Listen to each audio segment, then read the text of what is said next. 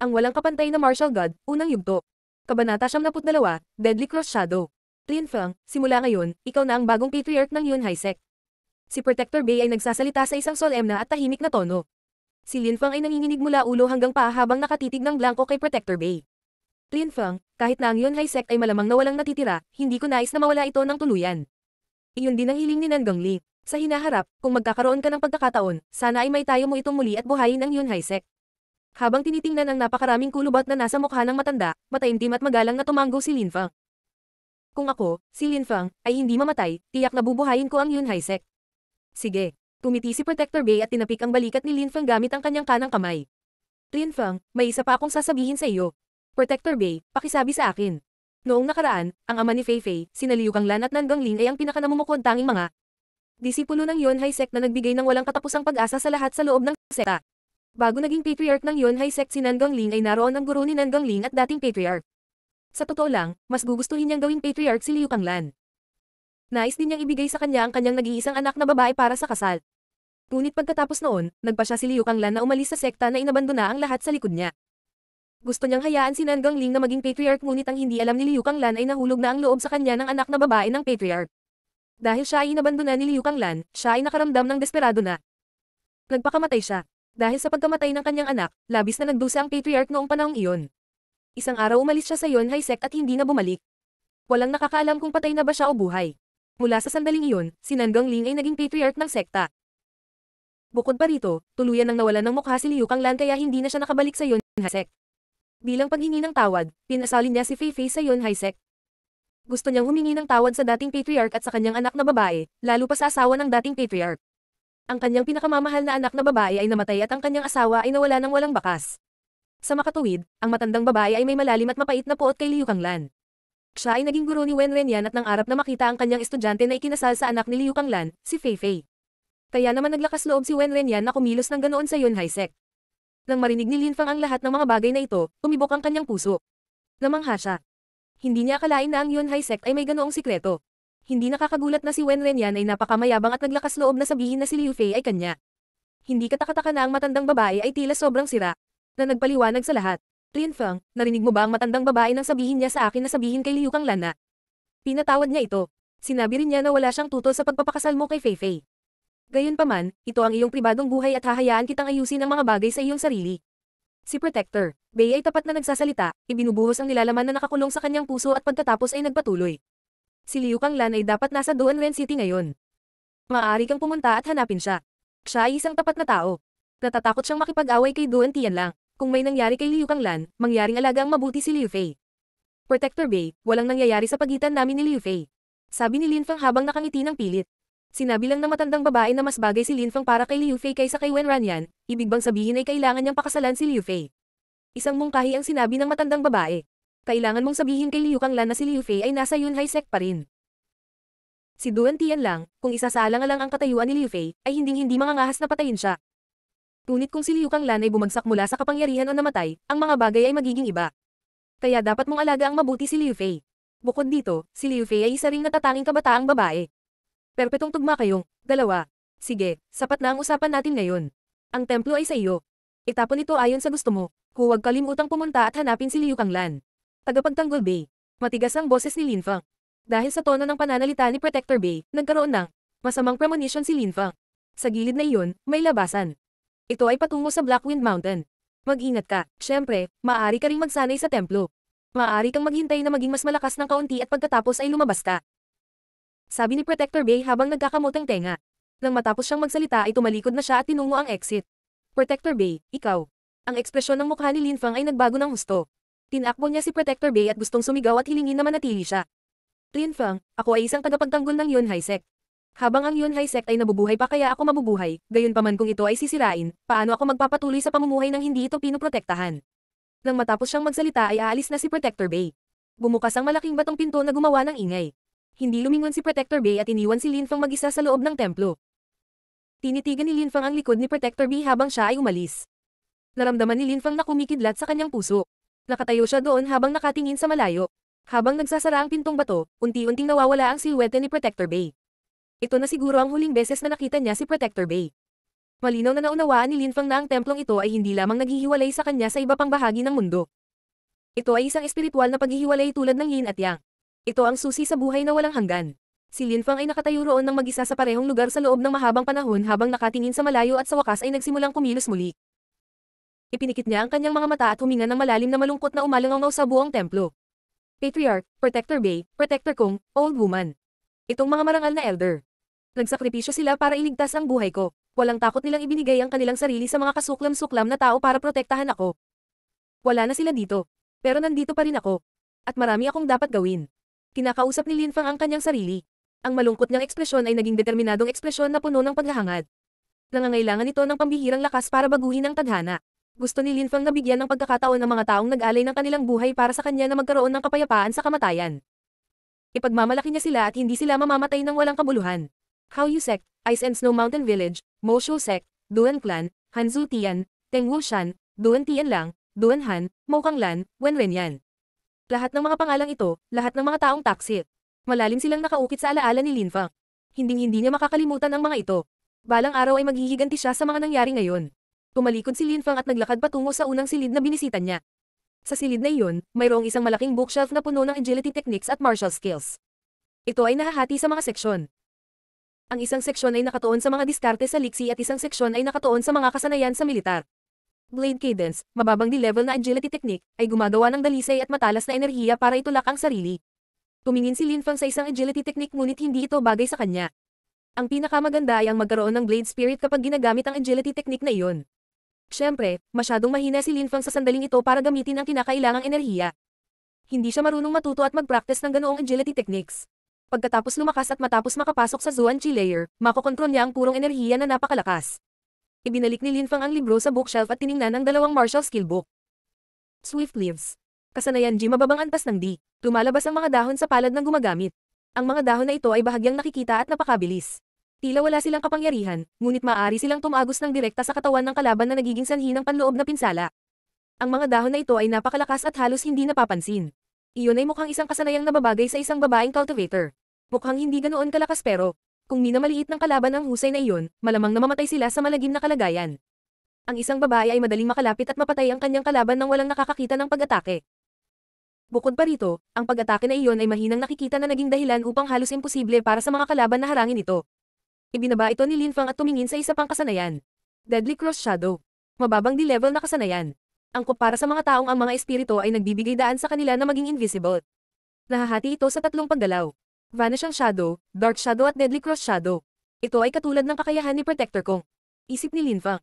Ang kanyang puso ay tumalbog sa isang segundo. Tila natutunan lamang ni Protector Kong ang unang bahagi ng kasanayan at pinagsama ito sa iba pang mga kasanayan. Bukod, ito ay isang perpektong kasanayan para sa kanyang Shadow Spirit. Napakalakas noon. Sayang lang at hindi nakapag-practice si Protector Kong hanggang sa Dark Shadow Pierce, kung hindi, maaaring. Hindi talaga siya nakikita. Kung tungkol sa huling bahagi ng kasanayan, Deadly Cross Shadow, ito ay talagang napakalakas na halos hindi ka madetect ng kaaway. Ang aking Celestial Spirit ay nagbibigay daan sa akin na maglabas ng isang espesyal na Cloakang Chi at ang ilusyonaryong demonyo ay nagpapahirap sa aking mga kalaban ng mga guni-guni. Kasama ng aking espiritu, ang Deadly Cross Shadow na iyon ay dapat na perpekto. Bumibilis ang tibok ng puso ni Linfang. Ang kasanayang iyon ay walang kinakailangang lakas. Ang isang cultivator ng anumang Chi layer ay maaaring matuto at magsanay nito hanggat naiintindihan nila ang pagiging komplikado ng kasanayan. Ang kasanayang iyon ay isang kasangkapan lamang bagaman, isang paraan upang makadagdag sa iba pang mga kasanayan ng isa. Ang pagdadala ng Deadly Cross Shadow sa paglalaro ay maaaring lubos na mapahusay ang iba pang kakayahan ng isang tao. Pagkatapos ay nagpatuloy si Linfang sa pagtingin sa iba pang mga kasanayan. Wala siyang nakitang ibang kakayahan na angkop para sa kanya. Pagkatapos ay inilagay niya ang lahat ng mga kasanayan sa bookshelf sa bato ng na. Bukod kay Linfang, hindi sinabi ng mga protector sa sino man ang tungkol sa lugar na iyon. Ang mga bagay na ito ay dapat naligtas sa bookshelf ngunit kung si Linfang ay may problema, malamang na mas mabuti na ilagay ang mga ito malapit sa kanya, lalo na kung may emergency. Pagkatapos ay pumunta si Linfeng sa kabilang silid kung saan naroon ang mga espiritual na sandata. Sinimulan din niyang ilagay ang mga ito sa loob ng batong na. Maraming purity stone sa templo, inilagay din ni Linfang ang lahat sa batong na. Ang mga purity stone ay naglalaman ng purong chi tulad ng sa langit at lupa. Sino mang cultivator na hindi bababasa, nasira hanggang sa Ling Chi layer, ay maaaring gumamit ng mga ito upang pahusayin ang kanilang cultivation. Ito ay isang napakahalagang bagay. Paanong hindi dadalhin ni Linfang ang mahalagang bagay na ito? Naglakad-lakad si Linfang sa malawak na templong iyon, gumawa siya ng ilang pag-ikot at napansin na sa poste na nasa magkabilang dulo ng templo, ang mga mabangis na hayop na nakaukit sa bato ay eksaktong pareho. Sa pamamagitan lamang ng pagtingin sa mga guhit ng mabangis na hayop, naramdaman ni Lin Fang ang isang napakalakas na chi. Ito ay mas malakas kaysa sa Zuan level na python fish na iyon. Ngunit mas nag-aalala si Lin Fang sa ibang bagay. May isang mayberdeng pinto na gawa sa inukit na jade na nagmumula sa isang malakas na chi. Sinubukan ni Lin Fang na itulak ito ng walang kabuluhan. Kahit anong lakas ang ibigay niya dito, hindi ito kumikibo. Isa pa, tila wala ring nakatagong pingga o switch para buksan ang pinto. Ano ang sikreto ng pintong iyon? Marahil ang nagtayo ng templong ito ay nag-iwan ng mga pahiwatig. Sayang at hindi ko mabuksan. Kumunat ang noo ni Lin Fang. Hindi siya pinagbuksan ni Protector Bay ng pinto. Marahil ay wala pa sa mga tagapagtanggol ng Yunhai Sect ang nagbubukas ng pintong ito dati. Huwag na nga. Kung may pagkakataon ako at sapat na ang lakas ko, babalik ako at susubukan ulit. Sinabi ni Lin Fang ang ilang salitang ito habang sa wakas ay sumuko. Sa kasaysayan ng Yunhai Sect na nagmula, noong 1,000 taon, walang sino man ang nagbukas ng pinto ng jade na iyon. Ito ay malinaw na napakahirap buksan at ito ay magiging isang pag-aaksaya ng oras upang manatili doon para sa masyadong mahaba sinusubukang buksan ito. Sa mga araw na ito, ang pinakamahalagang bagay ay ang maging mas malakas. Sapat na malakas upang protektahan ang kanyang sarili at sapat na malakas upang protektahan ang mga taong malapit sa kanya. Si Lin Fang ay nakalusot sa pangalawang layer ng Ling Chi na napakabihirang para sa kanyang edad ngunit kung kailangan niyang harapin ng mga cultivator na nag-cultivate ng ilang taon ng mas matagal kung gayon siya ay nasa isang kritikal na sitwasyon, anuman ang kanilang talento. Kailangan niyang maging malakas. Ang walang kapantay na Martial God, unang yugto. Kabanata 73, Girl Inside the Illusion. May isang kama na gawa sa bato na angkop para sa pagsasanay ng mga diskarte sa paglilinang. Naka-cross-legged si Lin Fang sa kama at pumasok sa isang estado ng pagmumuni-muni. Siya ay sumisipsip ng purong chi mula sa batong kadalisayan. Gayunpaman, mabilis niyang iminulat ang kanyang mga mata na may pagtata. Sa landas ng paglilinang, ang pag-upo at pagmumuni-muni ay hindi sapat upang umaban sa susunod na chi layer. Kailangan din ng kaalaman gayon din ng kaliwanagan sa landas ng paglilinang. Naramdaman ni Lin Fang na nakasipsip siya ng sapat na purong chi upang makapasok sa ikatlong layer ng Ling Chi. Sapat na ang chi sa sandaling iyon para mag-condense sa susunod na layer ngunit kailangan pa niya ng pambihirang tagumpay. Pupunta siya sa susunod na layer ng Ling Chi sa tamang sandali. Kapag ang tubig ay dumating, ang isang channel ay nabuo. Parang isang linggo na ang nakalipas mula noong pumasok ako sa templo. Sinubukan ni Lin Fang na tansyahin ang oras na ginugol niya sa templo. Agad siyang tumayo at naglakad patungo sa labasan. Kung isasaalang-alang ang lakas ni Lin Fang, imposible para sa kanya na umalis sa parehong paraan ng kanyang. Pagdating, hindi siya maaaring lumipad.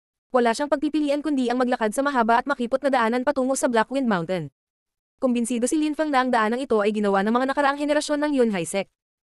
Imposible, para sa mga sinaunang magsasaka na nagmamay-ari ng templo na gumugol ng napakaraming oras sa paghuhukay sa bato upang lumikha ng napakahabang daanan upang pumunta sa Blackwind Mountain. Bakit kailangan nilang gumawa ng isang bagay na napakatago? Ginawa ng mga ninuno ng Yunhai Sect ang lugar na iyon para masilungan ng mga miyembro ng sekta. Hindi nila akalain na ang Yunhai Sect ay hindi magkakaroon ng pagkakataong makatakas mula sa isang pag-atake at sila ay papatayin na nag-iiwan ng isang ilog ng dugo. Ilang sandali pa ay naglakad si Lin Fang nang makarating siya sa dulo ng daanan. Sa puntong iyon, napakakitid ng daanan kaya kailangan niyang yumuko para makalabas. Napakadilim talaga at pinagmasdan ni Lin Fang ang langit sa unang pagkakataon sa loob ng mahigit isang linggo. Gabi na at ang kabilugan ng buwan ay maliwanag na nagbibigay liwanag sa kalangitan. Malamig ang hangin at nararamdaman ni Lin Fang ang lamig sa kanyang baga at lalamunan. Ang lugar na ito ay ang tuktok ng isang hanay ng mga bundok. Nakakagulat, dito patungo ang daanan. Ito ay isang napakaligtas na ruta. Naisip ni Lin Fang na puno ng paghanga sa mga gumawa ng daanan. Ang lugar na ito ay bahagi ng Blackwind Mountain at tila wala pang tao ang nakarating doon. Ang lugar na ito ay pangunahing inookupahan ng mga mabangis na hayop. Ang mga mababangas na hayop sa bahaging iyon ng Blackwind Mountain ay mas malaki kaysa karaniwan kaya kahit na mahanap nila ang pasukan ng daanan, hindi sila kailanman makakarating dahil ang daanan ay napakaliit at makitid. Bukod sa mabangis na mga hayop, kahit na natagpuan ng mga tao ang pasukan ng daanan, sino ang handang gumapang sa madilim na daanan ng napakatagal nang hindi alam kung saan ito patungo? Isang maliit na bato na nakasabit sa itaas ng pasukan ng daanan ay nahulog at gamulong sa sahig. Umupo si Lin Fang sa batong iyon at tinitigan ng buong buwan. Bakas sa mga mata niya ang pagkabigo. Lubhang nag-iisa si Lin Fang. Noong mga araw, nakasakay siya sa kanyang kabayo mula sa Yangzhou City patungo sa Yunhai Sect na tumatawid sa malawak na hanay ng mga tanawin kabilang ang mga lawa at ilog. Noon, hindi niya akalain na ang Yunhai Sect ay magsilang ng mga lawa at ilog. Ng dugo, iniisip ni Lin Fang ang tungkol sa bloodbath na iyon at paulit-ulit na inuulit sa kanyang ulo ang masaker. Wala siyang pagpipilian kundi umasa ng magandang kinabukasan. Ito ay isang malamig at maangin na gabi. Ang mga damit ni Lin Fang ay umaagos sa hangin ngunit si Lin Fang ay nanatiling hindi gumagalaw na parang isang estatwa. Sa sandaling iyon, nagsimulang mag-iba-iba ang chi ng langit at lupa sa kakaibang paraan. Bigla itong sumugod, patungo kay Lin Fang na para bang tatagos ito sa kanyang mga buto at laman. Ito ay parehong kahanga-hanga at nakakaintriga sa parehong oras. Hindi talaga pinapansin ni Lin Fang ang mga kaganapang nangyayari sa harap niya. Nanatili lang siyang nakatingin sa buwan na may lungkot sa mukha. Sa sandaling iyon, gustong kalimutan ni Lin Fang ang lahat. Masyado na talaga siyang nawala. Ha? Kakaupo lang ni Lin Fang sa batong iyon ng ilang sandali at may nangyaring hindi kapani-paniwalang kakaiba. Si Lin Fang ay namangha. Isang gatas na purong enerhiya ang lumulutang sa kanyang mga kamay. Ito ay mas condensed kaysa sa naranasan ni Lin Fang dati. Nakapasok ako sa ikatlong layer ng Lingchi.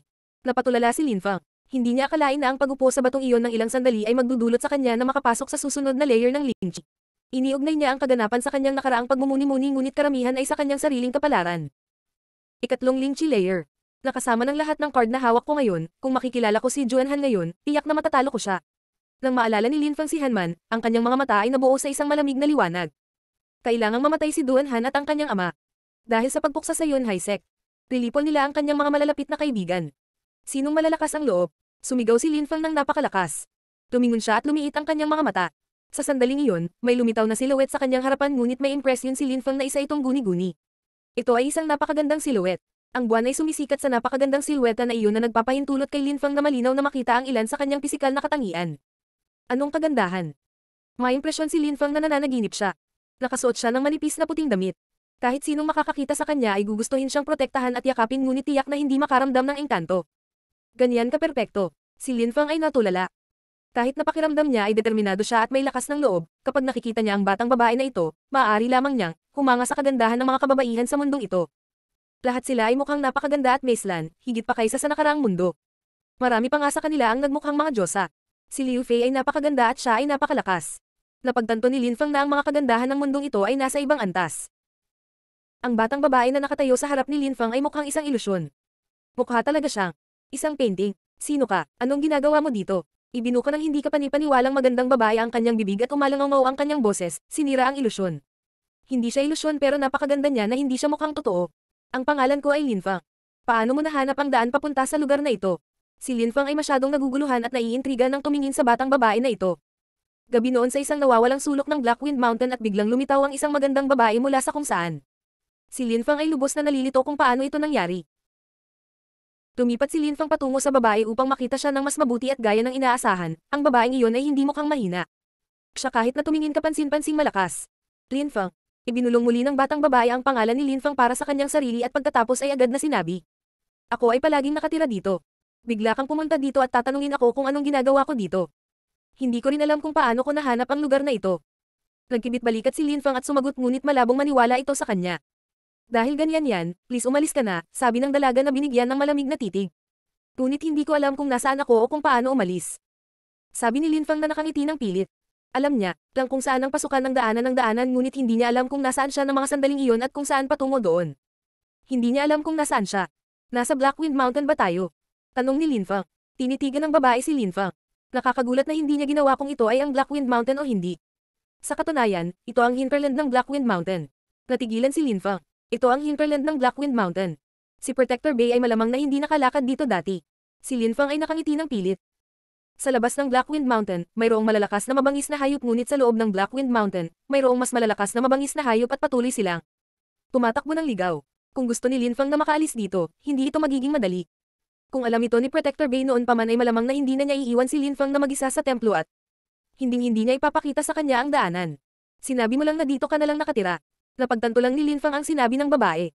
Natulala siya. May mga taong nakatira sa Blackwind Mountain. Talaga. Dito na ako nakatira kasama ang nanay ko simula pagkabata ko. Kumpiyansa na tumanggo ang dalaga. Hindi ka pa ba nakakaalis dito? Tanong ni Lin Fang. Hindi kailanman. Hindi alam ni Lin Fang kung ano ang sasabihin ngunit iniisip niya na mas mabuti para sa isang napakaganda at maselang babae na huwag nang makipagsapalaran sa labas. Napakaganda niya na magdudulot siya ng malaking gulo saan man siya magpunta. Siya ay tumingin kaibig-ibig na maaaring maging sanhi lamang ng pagbagsak ng bansa. Siguro ang kanyang ina ay kasing ganda niya at ito ang dahilan kung bakit sila nasiyahan sa pamumuhay sa pag-iisa. Isip ni Lin Fang. Pagkatapos ay tinanong niya siya. Wala bang mabangis na hayop sa lugar? Hindi, wala. Sabi ng dalaga sabay iling ng kanyang maselang ulo. Bahagyang tumanggo si Lin Fang. Hindi katakataka na maaari siyang manirahan dito sa buong buhay niya, kung walang mabangis na hayop sa lugar na iyon ay hindi masyadong mapanganib. Gusto mo bang umalis dito? Biglang tanong ng dalaga kay Lin Fang habang nakatitig sa kanya. Ang kanyang mga mata ay kumikinang. Siyempre, gusto kong umalis bukas ng umaga. Sabi ni Lin Fang. Tutulungan kitang umalis dito at sasamahan kita. Muling ibinuka ng dalaga ang kanyang bibig ngunit sa pagkakataong ito ay may kakaibang naramdaman si Lin Fang. Ilalabas niya si Lin Fang sa lugar na ito isa. Sa Blackwind Mountain mayroong maraming mapanganib na mabangis na hayop. Ang babaeng iyon ay tila hindi isang mahinang cultivator ngunit siya ay tila kasing bata pa ni Linfang na nangangahulugang hindi siya maaaring maging ganoon kalakas. Paano siya makakalakad sa Blackwind Mountain ng ganoon kadali? Ang espiritu ni Linfang ay umamoy tulad ng sa imaginary demon kaya naging mas madali para sa kanya ang mga bagay sa Blackwind Mountain. Maaari niyang itago ang kanyang sarili bilang isa sa mga mabangis na hayop at malayang maglakad sa paligid ng bundok. Wala ka bang tiwala sa lakas ko? Tanong ng dalaga na parang nababasa niya ang iniisip ni Linfang. Siyempre ayoko. Ang Blackwind Mountain ay lubhang mapanganib, sa tingin mo ba ito ay madali? Tsaka sabi mo hindi ka pa umaalis dito dati. Kahit na hindi pa ako umalis dito, mas kilala ko ang Blackwind Mountain kaysa kanino man. Alam ko na rin kung saan pupunta para makaiwas sa mga mababangas na hayop. Napakadali para sa akin na pumunta at umalis ayon sa gusto ko. Sabi ng babae habang parang walang pakialam at nakatingin din kay Linfang ng walang ekspresyon. Mas mahusay kaysa sa sinuman. Alam niya kung paano umiwas sa mga mabangis na hayop. Si Linfang ay natulala. Naghihinala siyang nakatingin sa magandang dalaga. Kung talagang maiiwasan niya ang pakikipaglaban habang naglalakbay sa bundok ay talagang mas ligtas ito. Pumapayag ka bang tulungan akong umalis? Tanong ni Linfang. Oo, hindi pa ako umalis dito pero gusto kong makita kung paano ito sa labas. Kung makaalis ako sa Blackwind Mountain, kakailanganin ko rin ang tulong mo, tapat na sabi ng dalaga. Aba, ang nanay mo. Lumabas siya. Hindi ko pa alam kung kailan siya babalik. Hindi mo kailangang mag-alala tungkol sa kanya. Medyo nalilito si Linfang ngunit napakahirap mag-isa sa Black Mountain Forest kasama ang lahat ng napakalakas na mabangis na hayop na ito. Tumanggo si Linfang at nagtanong. Kung gayon, kailan tayo aalis? Ngayon. Sagot ng dalaga. Sige, gusto kong pumunta sa Yunhaisek. Alam mo ba, sabi ni Linfang habang tumatayo. Alam ko. Alam ko ang lahat sa Blackwind Mountain. Ngunit kung aalis ako sa Blackwind Mountain, mawawala ako. Matapat na sagot ng dalaga na nagpapakitang napakawalang muwang niya. Ang walang kapantay na martial god, unang yugto. Kabanata 74, ipapakita ko lang sa iyo. Ang tuktok ng mga puno ay natatakpan pa ng hamog ng madaling araw. May ilang tao na nakikitang naglalakad sa gate na patungo sa teritoryo ng Yunhaisek sa paanan ng bundok nito. Karamihan sa kanila ay papunta sa Yunhaisek. Napakakaunting tao ang lumalayo sa sekta. Sa sandaling iyon, isang binata at isang dalaga ang naglalakad patungo sa Yunhaisek. Nakatingin sila sa bundok kung nasaan ang Yunhaisek at pareho silang ngumiti. Girl, ito ang Yunhaisek. Si Duan Tian lang talaga ay isang hindi kapani-paniwalang makapangyarihang tao. Ganap niyang winasak ang Yunhaisek sa loob ng isang araw. Kaya naman hinahangaan siya ng lahat sa Zhu Country. Walang sino man ang maglalakas loob na pukawin siya o ang kanyang pamilya sa hinaharap. Tsaka balita ko may kaaway siya sa Duanren City. Ang kanyang kalaban ay may Divine Arrow Spirit. Nang marinig niya ang nangyari sa Yunhaisek, nagsimula siyang umubo ng dugo. Mukhang may malubha siya, sakit. Nang sabihin ng binata na may suot na magagarang damit sa dalaga ang mga bagay na ito, pareho silang tumawa ng buong puso. Bukod dito, ngayong nawala na ang Yunhaisek, mas mabilis na lumawak ang ating Chingisek. Walang sino man sa paligid ang maglalakas loob na salakayin tayo. Talaga, kung hindi tayo sasalakayin ng malalaking sekta ng bansa, atin ang buong lugar na ito. Tumawa ang dalaga at sinabi. Iba-iba ang bawat araw. Ang Yunhaisek ay dating napakalakas at ngayon ito ay walang iba kundi alikabok. Sa paglipas ng panahon, babagsak ang lahat. Ang sekta ay naging napakalakas kaya maraming tao ang natatakot sa iyo. Maaaring makipagkompetensya sa iyo ang mga pangunahing disipulo ngunit ang mga elite na disipulo ay walang halaga. At saka, 17 taong gulang ka pa lang at napakalakas mo na. Ikaw ay isang henyo. Ang iyong kinabukasan ay puno ng walang katapusang mga pagkakataon. Haha, mas malakas na ngayon ang Chingisek natin. Hindi ito may kukumpara sa Yunhaisek noon. Marami, tayong mga henyo. Kaunti lang ang kanilang mahusay na kasanayan at pamamaraan, iyon lang. Ang Yunhaisek ay isang grupo ng mga crappy cultivator. Kung patuloy naming pagbutihin ang aming stock ng mga kasanayan at diskarte, kami ay magiging mas malakas kaysa dati. Nang marinig ng binata na may suot na magagarang damit ang dalaga ay purihin siya, nakaramdam siya ng labis na pagmamalaki sa kanyang sarili at tumawa ng mayabang. Ganoon ba? Sa pagkakataong iyon, isang boses ang nagmula sa likuran. Tumingon ang dalaga at binata at nakita ang dalawang tao. Ngunit ni isa sa kanila ay hindi nilainggan ng binata at babae. Direkta nilang tinitigan ang dalagang nakasuot ng puting robe. Nabighani sila sa kanyang kagandahan. Nagkaroon sila ng impresyon na walang ibang umiral sa mundo maliban sa kanyang kagandahan. Nakita lang nila ang magandang dalaga na nakasuot ng puting damit. Ginawa niyang hindi mahalaga ang lahat ng material na atraksyon ng mundong iyon. Isa lang ang gustong tumingin sa kanya habang buhay. Hindi siya kamukha ng ibang tao sa mundo. Ang batang lalaki na nakasuot ng magagarang damit at ang kanyang kapwa alagad ay nakatitig sa magandang babae at pakiramdam nila ay nakatingin sila sa isang espiritu. Sa mundo, may nakakagulat na mga tao na maaaring maging ganoon kaganda. Ang batang babae na nakatayo sa tabi ni Linfang, nang mapansin niyang ang mga taong ito ay nakatitig sa kanya, hindi napigil ang ngumiti ng pilit at umiling. Ginawa ng babae ang eksaktong ipinangako niya kay Linfang. Umalis na sila sa Blackwind Mountain at ang higit na ikinagulat ni Linfang ay wala talaga silang nakasalubong na mabangis na hayop. Nagawa nilang maiwasan ang lahat ng away. Sinimulan na ni Lin Fang na isipin na ang Blackwind Mountain ay hindi talaga nakakasindak gaya ng mga chismis na inilarawan. Mayroong ilang mga landas na hindi ka panipaniwalang ligtas, sadyang kakaunti lamang. Ang nakakaalam ng mga landas na ito. Siyempre, ang Yunhai Sect ay isang masamang sekta. Kung hindi, paano sila nalipol ng ganoon kadali? Sabi ng mayabang na binata. Hindi maiwasan ng dalagang kasama ng binata ang matamlay na titig sa ibang babae. Hindi siya mapakali dahil mas maganda ang babaeng iyon kaysa sa kanya. Malaki ang tiwala niya sa sarili pagdating sa kanyang hitsura at naniniwalang napakaganda niya, ngunit sa sandaling iyon, pakiramdam niya ay wala siya kapag nakatayo sa tabi ng isa pang magandang babae. Ang babaeng iyon ay mas maganda kaysa sa kanya. Dahil ang Yunhai Sect ay isang masamang sekta, kung gayon bakit ang mga disipulo ng Qingyi Sect takot na lumapit sa mga disipulo ng Yunhai Sect? Bakit lahat kayo ay naglalayo ng ilang daang metro mula sa sekta kahit ngayon? Bakit lahat kayo ay tumitingin sa mga disipulo ng Yunhai Sect ng may paggalang at paggalang? Sinabi iyon ni Lin Fang habang malamig na nakangiti. Ang Qingyi Sect ay isang napakaliit na sekta. Bigla silang naglakas loob na punahin ang Yunhai Sect dahil nalipol na ito.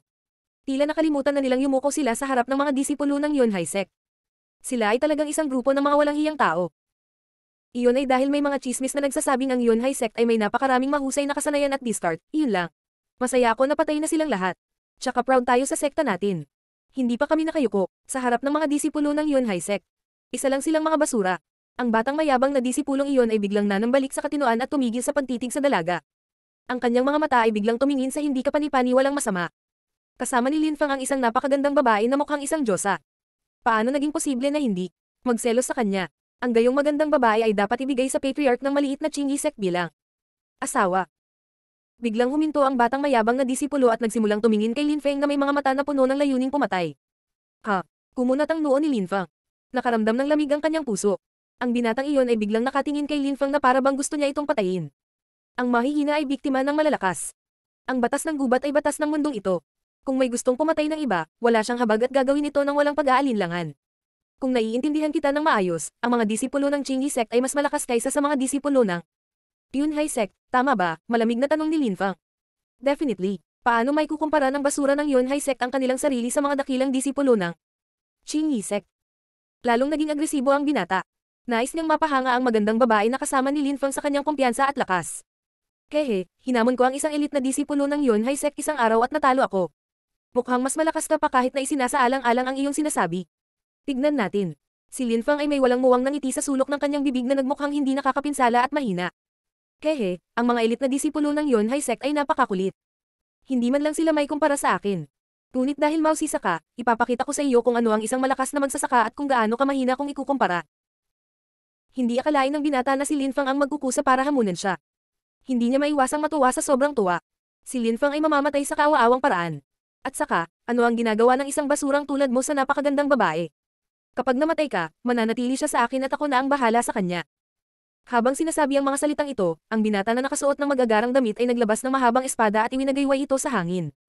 Inilabas niya ang kanyang sword spirit at nagsimulang lumipat patungo kay Lin Fang na mukhang sobrang kumpiyansa. Ikalawang Lingchi layer. At sa tingin mo ay papatayin mo ako. Nakakagulat yun. Sabi ni Lin Fang sa malamig at walang pakialam na tono. Itinaas ni Lin Fang ang kanyang kanang kamay at isang napakalakas at malakas na espada na si Chi ay biglang lumabas sa kanyang palad at sumalakay sa kapaligiran. Muntik pang madapa ang binata ng tamaan ng pressure. Namutla ang mukha niya sa sobrang takot. Ang katotohanan na gumamit ka ng espada ay isang kahihiyan sa lahat ng mga espada. Sabi ni Lin Fang sa malamig na tono. Na-freeze na ang binata sa pressure ng Chi na pinakawalan ni Lin Fang. Isang manipis na marka ng dugo ang lumitaw sa kanyang lalamunan at sa kanyang mga mata na mukhang labis na takot, siya ay bumagsak ng husto sa lupa. Mukhang takot na takot din ang babaeng kasama niya. Paano napatay ang kapwa niya disipulo? Gaano kalakas? Gaano kalakas? Nagkaroon ng malaking agwat sa pagitan ni Lin Fang at ng kanyang kapwa disipulo. Nang makita ng batang babae na si Lin Fang ay nakatitig sa kanya, hindi niya maiwasang manginig sa takot. Hindi ko na kailangan pang gumamit ng kahit isang kasanayan para pumatay ng basura mula sa Qingyi Sect. Ang malamig na ekspresyon ni Lin Fang ay nagmukhang masama, tulad ng isang mabangis na hayop. Sabihin mo sa akin ang layunin mo sa pagpunta sa Yunhai Sect. Ang Yunhai Sect ay ganap na nalipol. Pumunta kami dito upang subukan ang aming kapalaran at tingnan kung makakahanap kami ng ilang magagandang kasanayan at diskarte. Hindi lang kami, marami pang gustong pumunta dito para sa parehong layunin. Hindi pa namamatay ang binata at nagmamadaling tumugon kay Lin Fang. Paano ang mga naglipol sa Yunhai Sect? Hindi ba't ninakaw na nila ang lahat? Ang mga naglipol sa Yunhai Sect ay nanatili rito ng 3 araw pagkatapos ng labanan. Tinakaw nila ang halos lahat ngunit marahil ay wala silang pakialam sa ilang mga kasanayan at pamamaraan na maaaring maging kapaki-pakinabang sa atin. Bukod sa, mukhang nahihiya ang batang lalaki na natalo lang ni Lin Fang. Siya ay pinapahiya. Bukod sa ano, at saka, sa Stormy Gorge, maraming bangkay. Siguro may bitbit silang mga bagay na hindi natin makukuha na. Namatay na sila. Si Lin Fang ay nanginginig sa galit mula ulo hanggang paa. Nais ng mga hayop na ito na labagin ang mga bangkay ng kanyang mga kapwa alagad at matatanda. Isang napakalakas at matalim na espada na si Chi ang sumalakay sa kapaligiran. Biglang namutla na naman ang binata. Napakalakas ng espadang Chi na iyon. Gaano kalakas si Lin Fang? Putulin ang iyong sariling paglilinang at pagkatapos ay asar. Napakalamig ng dugo ni Lin Fang. Noong una ay iniisip niyang palayain ang mga taong ito ngunit nang marinig niya na gusto nilang magnakaw ng mga bagay mula sa mga patay ng Yunhai sect, hindi na niya naramdaman ang pagiging maawin. Ang dalawang disipulong ito ay nanginginig sa takot. Hayaan kitang huminga ng 3 beses mula ngayon, kung hindi mo mapilayan ang iyong sariling paglilinang, hindi ka makahinga ng ika-4. Sinabi ni Lin Fang na papatayin niya sila ng may mapang utos na tono. Kung lumpo ko ang sarili kong paglilinang, hindi ba't parang namamatay? Sige, tatapusin na kita ngayon. Naglabas si Lin Fang ng napakalakas na sword chi na labis na nagpahirap sa kanila kaya naramdaman nilang handa na silang durugan ng pressure. Natigilan ng dalawang batang disipulo. Sige, lampuin ko ang sarili kong paglilinang. Sabi ng dalawang binata habang nagngangalit ang mga ngipin. Nagtaas sila ng kamay at sinaksak ang kanilang dantian. Nanghina sila na hindi na sila makatayo, walang magawa. Silang bumagsak sa lupa. Mengqing, umalis na tayo. Sinabi iyon ni Lin Fang sa babaeng kasama niya. Tinulungan siya ni Lin Fang na maghanap ng pangalan dahil sinabi niya sa kanya na wala siya nito. Iyon lang ang pangalan na pumasok sa isip ni Lin Fang dahil ang ibig sabihin ni Meng ay panaginip at ang ibig sabihin ng Qing ay manliligaw at sino mang lalaki ay nangangarap na magkaroon ng babaeng iyon bilang manliligaw. Iyon lang ang tanging pangalan na maisip ni Lin Fang na tumutugma sa kanya. Siyempre, hindi alam ng dalaga kung bakit pinili ni Lin Fang ang pangalang iyon para sa kanya. Sa totoo lang, ang labas ng mundo ay ganap na hindi kilala sa kanya. Bakit hindi mo sila patayin? Biglang tinanong ni Meng Qing si Lin Fang na ikinagulat ni Lin Fang. Blanko siyang nakatitig sa kanya. Kapag tinitigan ko ang mga mata nila, parang nasusuka ako. Sumagot si Meng Qing sa sarili niyang tanong. Halata sa mukha niya na hindi siya sanay makipag-usap sa ibang tao. Kapag tumingin ka sa mata ko, anong nararamdaman mo? Ipapakita ko lang sa'yo. Si Lin Fang ay natulala. Ang ekspresyon ni Meng Qing ay tila biglang nagkaroon ng magandang ideya at tumakbo siya pasulong. Hindi talaga naiintindihan ni Meng Qing ang nararamdaman ni Lin Fang ngunit nakita ni Lin Fang na siya ay cute at kaakit-akit. Napuno ng hindi kilalang init ang kanyang puso. Pinagmamasdan ni Lin Fang si Meng Qing. Hanga siya sa kagandahan nito. Mukha siyang mislan at napaka-cute. Walang ganap na kasuklam-suklam sa kanya. Puro at inosente rin ang kanyang mga iniisip. Natagpuan ni Lin Fang na madaling makalapit sa kanya. Ang walang kapantay na RTL God, unang yugto. Kabanata 75, bawat hakbang ay nagdudulot ng kamatayan. Sa buhay at kamatayan arena, Stormy Gorge, Yunhai sect. Isang matangkad na pulang ilog ng dugo ang dumadaloy sa Stormy Gorge. Lumipas man ang 7 araw, dumadaloy pa rin ang ilog ng dugo. May isang legion ng mga bangkay na nakahandusay sa lupa. Hindi pa nagsisimulang mabulok ang mga bangkay dahil sa malamig na temperatura. Ang kakaiba ay ang maraming tao ang naglalakad sa paligid ng mga bangkay at hindi mukhang naiinis sa lahat ng dugo. Parang hindi nila naabala ang eksenang nasa harapan nila at sa kabaligtaran ay mukhang tuwang-tuwa. Bawat isa sa mga taong ito ay may mga mata na puno ng kasakiman. Ang Yunhai sect ay karapat-dapat sa titulo ng isang dakilang sekta. Kahit na ang mga bangkay na ito ay pag-aari lamang ng mga disipulo ng sekta, mayroon pa rin silang napakaraming bagay sa kanila. Isang lalaking cultivator ang nakaluhod sa tabi ng isang bangkay at kumuha ng mataas na kalidad na yellow level skill mula dito. Pagkatapos ay tumingin siya ng mabuti sa paligid, na parabang natatakot siyang may mapansin bago niya ito kinuha. Hindi lang siya, ang daming tao na katulad niya na nagnanakaw ng mga bagay sa mga bangkay sa loob ng bangin. Lahat sila ay mga disipulo ng mas maliliit na sekta. Nang marinig nila na ang Yunhai sect ay ganap ng nalipol, sila ay sumugod dito upang tingnan kung sila ay mapalad at makakahanap ng ilang mga kayamanan na nakatigo sa mga bangkay. Sa sandaling iyon, may dalawang siluet na nakatayo sa tuktok ng Stormy Gorge at malapit ng itapon ang kanilang mga sarili sa bangin. Ang isa sa kanila ay mukhang kamanghamanghang maganda. Ang isa naman ay nakasuot ng maskara na may tansong hitsura. Ang maskara na ito ay may kapasidad na pataasin ng chi. Ang dalawang taong ito ay halatang sina Lin Fang at Meng Qing. Si Lin Fang ay masyadong sikat. Lahat ng mga dakilang sekta ng bansa ay naghahanap upang patayin siya. Halatang kailangan niyang mag-ingat. Kaya naman, kinuha niya ang maskarang iyon mula sa loob ng templo. Nang makita niya ang lahat ng dugo at maamoy ang bulok na amoy na inilabas ng mga bangkay, nagsimulang makaramdam ng pagkahilo si Meng Qing. Para siyang masusuka nang makita ang eksena. Bakit tayo pumunta dito? Tanong ni Meng Qing na nakatingin kay Lin Fang ngunit napansin niya na si Lin Fang ay ganap na hindi gumagalaw. Isang napakalamig na aura ang bumabalot sa kanyang katawan. Ang mga hayop na ito. Hindi man lang hinahayaan ang mga patay na magpahinga sa kapayapaan. Nakita ni Lin Fang ang isang taong naghahanap ng bangkay at nang matapos siya, sinipa niya ito na nagpagulong-gulong sa katawan. Si Lin Fang ay hindi maipaliwanag na naiinis sa mga aksyon ng mga cultivator na ito. Nang makita niya ang pagbabago ng aura ni Lin Fang, tumigil si Meng Qing sa pagsasalita. Ayaw niyang abalahin si Lin Fang. Ibinuka ni Lin Fang ang kanyang mga braso na tila isang ibon na ibinuka ang kanyang mga pakpak at tumalon pababa sa bangin. Pababa sa Stormy Gorge ang mga magsasaka na nagnanakaw sa mga bangkay ng mga miyembro ng Yunhai sect ay nakakaramdam ng masamang premonition. May mangyayari. Lahat sila ay nagsimulang tumingin sa paligid at pagkatapos ay tumingin kay Linfang na tumatalon pababa sa bangin. May darating na naman. Ang lahat ay tumigil sa pagtingin kay Linfang at ipinagpatuloy ang kanilang ginagawa. Tulungan ang iyong sarili ngunit huwag nating abalahin ang isa't isa. Sinabi ng cultivator na kakaalis lang ng isa sa mga bangkay kay Linfang na kakalapag lang sa tabi niya. Ang kanyang paraan ng pananalita ay walang pakialam. Walang sumagot. Isang hindi kapani-paniwalang makapangyarihang espada na si Chi ang lumabas mula sa katawan ni Linfang na nagpagulat sa cultivator na kausap lang ni Linfang. Nagsimula siyang manginig mula ulo hanggang paa sa takot. Anong ginagawa mo? Maraming tao dito. Posible bang tumanggi kang ibahagi ang mga bagay sa iba? Nang maramdaman ng taong iyon ang Chi na inilabas ni Linfang, sumigaw siya ng napakalakas na sinusubukang makuha ang atensyon ng lahat sa lugar. Malinaw, nang marinig ng karamihan na may dumating at gusto ang lahat ng mga bagay para sa kanyang sarili, lahat sila ay lumangon at tinitigan si Linfang na may galit na mga ekspresyon. Ngunit nakita lamang nila ang ningning mula sa isang espada. Ito ay isang maliwanag at nagniningning na liwanag ngunit mukhang nakamatay. Lumitaw ang liwanag na iyon at nawala sa isang kisap mata. Pagkatapos ang cultivator na nagsalita ng malakas ay agad na pinugutan ng ulo ni Linfang. Hindi nabigkas ni Linfang ang isang salita. Nang makita iyon ng lahat, ang kanilang mga mata ay nagsimulang mapuno ng galit. Dahil isa siyang napakalakas na cultivator, gustong kunin ng lalaking iyon ang lahat ng kayamanan dito para sa sarili niya. Kamahalan, lahat ng tao ay pumunta dito na may parehong layunin. Hindi na kailangang maging malupit at walang awa, kung hindi, ang isang makapangyarihang tao tulad mo ay magmukhang bastos kaysa sa iyong karaniwang eleganteng sarili. Isang cultivator na hindi kalayuan kay Linfang ang nagsabi sa malamig na tono. Tumingon si Linfang. Ang mga mata ni Linfang, na nakatago sa loob ng maskara ay napakasamang pagmasdan. Wala na siyang ganang magpakita ng awa kanino. Ang silhwete ni Linfang ay nawala sa isang kisap mata at mabilis na lumitaw sa harap ng lalaking kausap lang siya. Pagkatapos ay sinaaktibo niya ang kanyang nakamamatay na espada. Malupit. Walang awa. Bastos. Ang kasuklam-suklam na cultivator na ito ay nagnanakaw ng iba't ibang mga kayamanan mula sa mga bangkay at biglang nagsalita tungkol sa kalupitan, awa at kabastusan. Nagsimulang kuminang muli ang espada ni Linfang. Namutla ang mukha ng isa pang lalaki. Kinilabutan siya nang makita ang pagpapakita ng gayong kapangyarihan. Nakakapagtataka, ikaw ang tipo ng tao na masayang kasama ang mga bangkay dito, kaya tutulungan kitang maging isa sa kanila. Ito ang unang pagkakataon na nagsalita si Linfang sa buong kaganapan. Ang kanyang boses ay puno ng malamig at walang awa na layuning pagpatay. Itinago ng maskara niya ang kanyang mukha na lalong ikinatakot ng mga tao sa kanya. Isang hakbang ang ginawa ni Linfang at sa isang hampas ay pinabagsak niya ang isa pang ulo sa lupa. Malinaw na hindi naglalaro si Linfang. Gayunpaman, tila pinapatay niya ang mga kapwa magsasaka na ito na. Walang anumang dahilan. Ano sa tingin niya ang ginagawa niya? Baka gusto niyang patayin ang lahat sa loob ng Stormy Gorge. Nang makita ng karamihan na may isa pang namatay, lahat sila ay natakot. Tumigil ka. Ano ka ba? Sabi ng isang cultivator na nakakita kay Linfang na dumaan sa kanya. Ako ang kukuha ng iyong kaluluwa. Nagsimulang muling kuminang ang espada ni Linfang at nang marinig ang kanyang huling salita ay isang nakakasilaw na liwanag ang pumuno sa hangin. Gulat na napanganga ang mga cultivator nang tumama ang isa pang walang ulong katawan sa sahig. Ang lahat ng mga taong nasa bangin na nagnanakaw sa mga bangkay ay biglang huminto at napatitig sa kakaibang cultivator na nakasuot ng tansong maska. Sa bawat hakbang niya, isa pang ulo ng cultivator ang mahihiwalay sa kanilang katawan.